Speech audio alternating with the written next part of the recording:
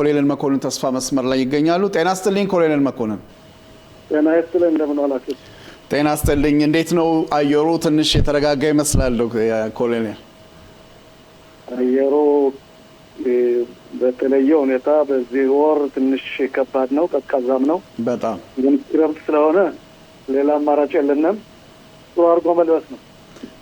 በጣም ኮሎኔል፣ በእውነት የአየር ጸባዩን ባስመለከተ በጎላን ኮረብታ ልዩ ኃይል አለ። ያ ልዩ ኃይል እንግዲህ ልምምዱንም የሚያደርገው በበረዶ ላይ ነው። እንዴት ነው በአሁን ሰዓት? በእውነት በአሁን ሰዓት እንግዲህ የጎላን ኮረብታ በበረዶ ያው ተሸፍኗል። ኃይሉም በዛው ሁኔታ ውስጥ ሆኖ ነው እንግዲህ ድንበር የሚጠብቀው። እስኪ ስለነሱ ትንሽ እናውራና ሌላ ጥያቄ ጠይቃለሁ። እንግዲህ በጎላን ሀይት ወይም በሄርሞን በምንለው ተራራ ላይ በየዓመቱ ለሶስት ወር የሚመጣ ልዩ ኃይል አለ። ይሄም ኃይል አልፒኒስት ይባላሉ። የራሳቸው የሆነ በየዓመቱ የሚለማመዱ በየዓመቱ ይህን ቦታ የሚይዙ ብቃትና ጥራት ያላቸው በተለያዩ መሳሪያዎች ከቦታ ቦታ የሚንቀሳቀሱ ግማሾቹ አቱሌ ሸለግ የሚባል አለ። ሌሎችም ግን በዛ አካባቢ እንግዲህ ያው የሳህል ሀገር ተራራ የሳህል ሀገር አይን ስለሆነ ያንን ተራራ በየዓመቱ እኒህ ልዩ ኃይሎች በተለየ ሁኔታ ከደንበኛ ወታደሮችና መደበኛ ወታደሮችና ተጠባባቂዎች ናቸው። እነዚህ በየዓመቱ የሚመጡ ቦታውን የሚያውቁ ልምድ ያላቸው አየር ጸባይ ሁኔታ መቋቋም የሚችሉና ካስፈለገ መዋጋት የሚችሉ ልዩ ልዩ መሳሪያዎች ስላላቸው በዚህ በኩል እነሱ በየዓመቱ ስለሆነ ይቋቋሙታል የሚል አቋም ነው ያለኝ። ከዛ በተረፈ በሀገሪቱ ላይ ትንሽ ብርድ ስለወረደ ሁላችንም ቀደም ሲል እንዳልኩት መጠንቀቅ አለብን። በጣም ይበርዳል። ከዚህ በተረፈ እነዚህ ወታደሮች በየዓመቱ ስለሚቀርቡ ምንም አይነት ችግር አይኖርም የሚል አቋም ነው ያለኝ። እሺ፣ በዚህ ጉዳይ እናመሰግናለን ኮሎኔል። ሌላው ከሰሞኑ በደቡብ ክፍል ትንሽ ተዘዋውሬ ነበር። ብዛት ያላቸው የውጭ ዜጎች ኃይል ይታያሉ፣ እንቅስቃሴም ያደርጋሉ፣ እንግዲህ ወጣ ብለው ይዘዋወራሉ። ይሄ ማለት እንዴት ነው? በጋዛ በኩል ያለው የኮሚቴው ሁኔታና የሁለተኛው ምዕራፍ መዘዋወር እየተቃረበ ነው። እንዴት ነው በአሁን ሰዓት ያለው ተጨባጭ ሁኔታ በጋዛ? ትክክል። እንግዲህ እንደምታውቀው ብዙሃን መረዳት ያለበት ትራምፕ የአሜሪካው ፕሬዚደንት ሁለተኛ ደረጃውን መግባት አለብን ብለው ራሳቸው ዓለም አቀፋዊ የሆነ ትልቅ ኮሚቴ አቋቁመዋል። ከዚህ ኮሚቴ ውስጥ ያሉት ሁሉንም ሀገር የእስራኤል ሀገር ስትቀበል ሁለት ሀገራትን ግን ተቃውሞ አቅርባለች። ይሄም የካታር ተወካዮችና የቱርክ ተወካዮች በዚህ ድርጊት ውስጥ መግባት የለባቸውም የሚል ነው። ይሄ አንደኛው ሲሆን፣ ሁለተኛው ወደ ሁለተኛ ደረጃ ለማለፍ የታገተ ወገናችን ታጋቹ አስክሬን ኢራን ግቢሊ መመለስ አለበት። ሶስተኛው እነዚህ አካላት ቱርክና ካታር ካሉበት ጠቅለል ባለ ሁኔታ ሐማስ መሳሪያውን አይፈታም። መሳሪያውን ለመፍታት መጋቢውን ራሱን ያደራጁትን መሳሪያ የሰጡትን ኃይሎች እናንተ ይሄን ነገር ትጥቁን አስፈቱት ብሎ ማቅረብ የተሳሳተ ስለሆነ እስራኤል እንደ ሀገር ትልቅ ተቃውሞ አቅርባለች። እንደሚመስለኝ ግን ይህ ሁኔታ በዓለም አቀፍ ሁኔታ በተለይ ቶኒ ብለር የሚባሉት የድሮ የእንግሊዙ መሪ ስለሚመሩት ምንም እንኳ እስራኤል ሀገር ቅሬታ ታቅርብ እንጂ ይህ አካል ስራውን እንደሚጀምር አልጠራጠርም። በአሁኑ ሰዓት ትልቁ እስራኤል ሀገር ተቃውሞ ቢኖርም እነዚህ አካላት ይገባሉ። በአንድ በኩል እነዚህ አካላት መግባታቸው ለእስራኤል እንግዲህ ምንም እንኳ ፈተና ቢሆንም ዞሮ እስራኤል የምትፈልገው ሊሆን ይችላል። ምክንያቱም እነዚህ አካላት ካሉበት ቱርክና ካታር ካሉበት ሐማስ ትጥቁን አይፈታም፣ ዋሻውን አይፈታም፣ የማምረቻ ቦታዎችን እና ሚሳኤሎቹን አያወድምም፣ ዋሻዎቹን አያወድምም። ስለዚህ ዞሮ ምናልባት ለእስራኤል እድል እየሰጧት ነው። ምክንያቱም እስራኤል አንደኛ ይህ ከሆነ ቱርክና ካታር ካሉበት እኔ በሁለተኛ ደረጃ የነበረው ስምምነት መከላከያ ቦታውን መልቀቅ ነበረበት ከብጫ መስመሩ። ይህም ብጫ መስመርን አልለቅም የሚል ለአሜሪካ መንግስት ነገሮችን ተናግራለች። አስረግጣ ማለት ነው። ካታር ከገባችበት፣ ቱርክ ከገባችበት ከዚህ ኮሚቴ እኔ ነች ብጫ ቦታውን አልለቅም መከላከያ ባለበት ሆኖ ምናልባት ሐማስ እንዳለመታደል ሆኖ መሳሪያውን ስለማይፈታ ትጥቁን ስለማይፈታ ዋሻዎቹን ስለማያወድም እኔው ራሴ አደርገዋለሁ የሚል አባባል አለ። ትራምፕ በዚህ ተስማምተዋል። ያ ከሆነ ሐማስን እስከማውቀው ድረስ እንደ ድርጅት መሳሪያውን አይፈታም። ለእስራኤል መከላከያ እድል ይፈጥራል ገብቶ ለአንድና ለመጨረሻ ጊዜ እሱን ለመደምሰስ የሚል አቋም ነው ያለኝ።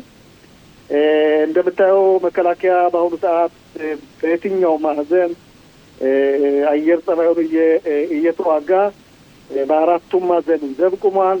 በተለይ ግን ያው ኢራን ለምታደርገው ዛቻ መከላከልና ካስፈለገ ማጠፋ መልስ ለመስጠት ነው። ይሄ ነው ሁኔታው ያለው እስካሁን። እንግዲህ በኮሎኔል ከደቡብ ክፍል ሳንወጣ ከሰሞኑ ጠቅላይ ሚኒስትር ቢንያሚን ኔታንያሁ በደቡብ ክፍል ተዘዋውረዋል፣ የስራ ጉብኝት አድርገዋል።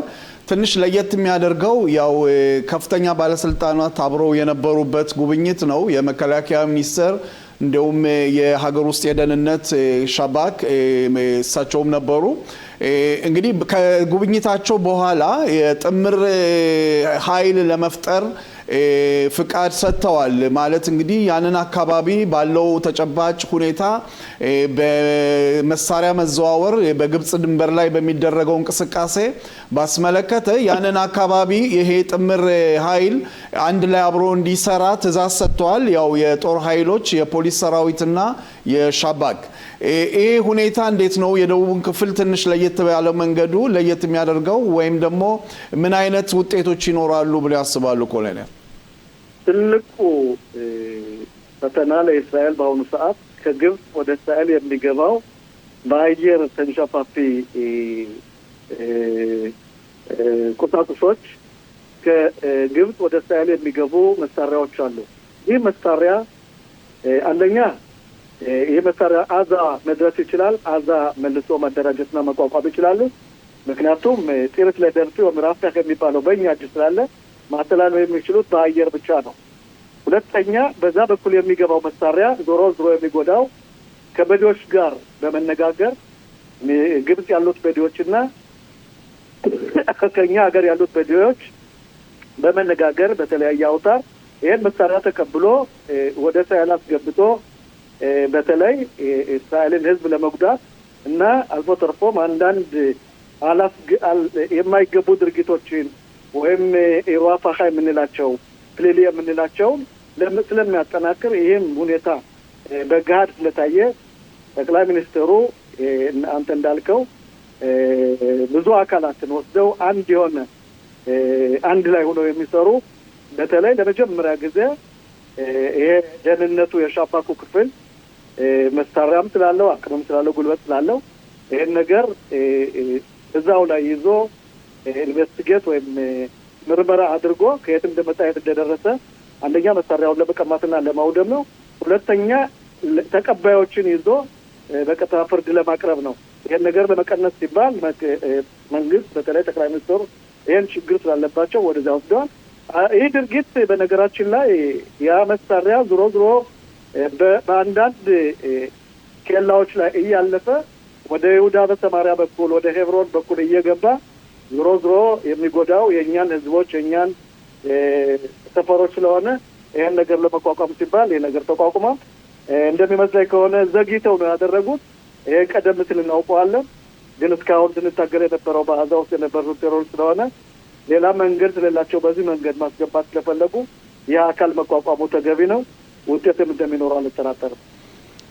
እሺ አሁን ወደ ሱሪያ ወደ ሌላ ግዛት እንሂድና በሱሪያ በእውነት ከሰሞኑ እንዲያውም በዛሬው ዕለት ከአሜሪካ አንዳንድ የማስጠንቀቂያ ሁኔታዎችም ተሰምተዋል።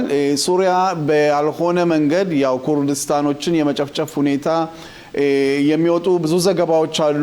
እስራኤል በዚህ ጉዳይ ላይ ምን አቋም አላት ኮሎኔል? እስካሁን የአልጁሊያኒ ነገር ግልጽም አይደለም፣ እንደኔው ግልጽ አይደለም። በአንድ በኩል ሰላም እፈልጋለሁ እያሉ እስራኤል ባለስልጣናት ጋር በአውሮፓ እየተገናኙ፣ በሌላ በኩል በሳቸው በሰሜን ሱሪያ የሚገኙ ኩርዲዎችን በወታደሮቻቸው እያስጨፈጨፉና እያስገደሉ ነው። አልጁሊያኒ እንደ መንግስት ራሱ የሆነ ውስጣዊ ችግር አለበት፣ እናውቃለን። ቀደም ሲልም የእስራኤል መንግስት ይህን ነገር ጠንቅቆ ያውቃል። ብዙ ሰዎች፣ ብዙ ቡድኖች ሱሪያ ውስጥ አልጁሊያኒን የማይፈልጉት አሉ። እሱም ዞሮ በአሜሪካ ልዩ ተላላኪ፣ ልዩ መልእክተኛ ትልቅ ወቀሳ ቀርቦበታል። እስራኤል በአሁኑ ሰዓት ያው የእሷ ፍላጎት በዛ አካባቢ በተለይ ሀራ ድሩዝ በሚባለው ወይም የድሩዝ ተራራ በሚባለው ያሉትን ድሩዞች የአልጁሊያኒ ወታደራዊ አካል ጉዳት እንዳያደርስባቸውና ከያዝነባቸው ቦታዎች ሱሪያ ውስጥ ከምንገኝባቸው ቦታዎች በተለይ በሰሜን እንዴት ነው ጎላን ሀይት በምንለው በተርኮሚያ እንዲሁም በሄርሞን ተራራ ላይ ያለውን በእጃችን እንዳደረግነ በተለያዩ መሳሪያዎችና ካሜራዎች ነገሮችን መቆጣጠር እንጂ እስካሁን እስራኤል ያው አንዳንድ ሲንቀሳቀሱ አንድ ቴሮሪስቶች ልክ ሊባኖን እንደምናደርገው በዛም በኩል ይደረጋል። ባለፈው ሳምንት ትልቅ የሆነ የፋብሪካ ቦታ ተገኝቶ እሱንም አውድማለች። ልክ እንደ ሊባኖን ይሄንም ድርጊት እየተፈጠረ ነው በሱሪያ። በአሁኑ ሰዓት ሁሉ የመንግስትም በተለይ የመከላከያ ትልቅ ትኩረት ደጋግሜ የምልህ ያለው ነባራዊ ሁኔታ ስታየው የኢራኑ ሁኔታ ትልቅ ጥንቃቄ ተደርጎበታል። የሚጠበቀው እሱ ነው። ምናልባት አሜሪካ ሰሞኑን እንግዲህ ሰላማዊ ድርድር ካልቀረበችና ኢራን እጇን እስካልሰጠች ድረስ ለድርድር ጦርነቱ የሚቀር መስሎ አይታየኝም። አሜሪካ መሳሪያዎቿን እያቀረበች ነው። ትልልቅ መርከቦቿን ወደ መካከለኛው ምስራቅ እያገባች ነው። ያ ከሆነ የአያቶላው መንግስት የኢራኑ መንግስት የሚያደርገው ድርጊት ተቀባይነት ስለሌለው የኢራን ሕዝብ ተጠምቶ ተርቦ ተቸግሮ እየተገደለ እየተሰቀለ ስለሆነ የአሜሪካ መንግስት ይህን ተቃውሟል። በዛ በኩል ምናልባት ጦርነት ሊከፈት ይችላል። ጦርነት ከተከፈተ የአያቶላው መንግስት እንዳሉት ራሳቸው የመጀመሪያ ተጎጂ የምትሆነው እስራኤል ናት። ወደ እስራኤል መተኮሳቸው አይቀርም። የቀሩትን ሚሳይሎች ለመጨረስ ሲባልና እስራኤልን ለመጉዳት ያን ለመከላከል ግን ትላንትም የኤታማዦር ሹሙ በደህንነቱ እዝ ገብተው ትልቅ ኢንፎርሜሽን አስተላልፈዋል። መከላከያ ጠቅለል ባለ ሁኔታ ሙሉ ዝግጅት አድርጓል። ግን እንግዲህ ከዝግጅት በላይ ኤታማዦር ሹሙ ጠቅላይ ሚኒስትሩም ለኢራኑ መንግስት ትልቅ ማስጠንቀቂያ ሰጥተዋል። ኦይ ቫቮይ ምንም አይነት ትንኮሳ ካደረጋችሁ እስካሁን ያልተጠቀምንባቸው ልዩ መሳሪያዎች ኢራንን የማውደም ችሎታ አለን የሚል አባባል አላቸው። እንግዲህ ሰላም ይብዛ፣ ሰላም ይብረድ፣ ሰላም ያስፈልጋል ነው ሁሉም ሀገር ነው ምለው። ካልሆነ ግን ራሳችን በራሳችን መቋቋም አለብን የሚል አቋም አለ። እንግዲህ ያው ኮሎኔል እንዳሉት በእውነት ትላንት ጠቅላይ ሚኒስትር ቢንያሚን ኔታንያሁ ኢራን ትንኮሳ ካደረገች እንዳልነበረች የሚሆን ሁኔታ በእውነት ንግግር ተናግረዋል።